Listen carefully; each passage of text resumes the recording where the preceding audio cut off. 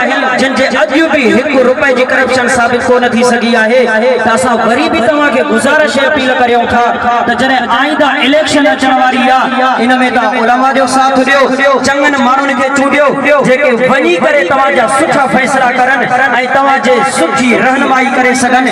ईअं न थिए जो तव्हांजो पैसो खाई वञनि तव्हां उते जो उते पिया हुजो। इन पत्थर वारे दौर मां निकिरी करे तब्दीली आणियो यानी अहिड़नि सुठनि माण्हुनि खे चूंडे अचो जेके तव्हांजी ख़िदमत करनि। जे अॻे में असां 5 साल ख़िदमत कई हुईसीं हाणे बि असां वाइदो करियो था असां हलफ खयो कोन्हे पर हालिया बारिशुनि में हालिया सैलाब में तव्हां ॾिठो त जमीयत उलमा इस्लाम जा उम्मीदवार मैदान में निकिरी आया जे बिना सरो सामान जे बावजूद भी हितों जे अवाम जी भी ख़िदमत कई। ऐं असांजो भाउ बिरादर भाउ आशिक अली केर साहब वाइस चेयरमैन जे निशिस्त ते हुयो जेको माशाअल्लाह कामयाब थियो। उहो ॾिठो त केहर साहब हुजे बिरोही साहब हुजे सुमरो साहब हुजे हर हिक जे घर में उन राशन पहुंचायो उन को जेतिरा ख़िदमत थी सकी। सरकार असांखे हिकु कटो भी कोन ॾिनो असांखे सरकार जे तरफ़ां कुझु भी न मिलियो पर उन जे बावजूद भी पंहिंजे खीसे मां जेका असांखे ख़िदमत करणी हुई असां मिसाली तौर तव्हांखे ख़िदमत करे ॾेखारीसीं।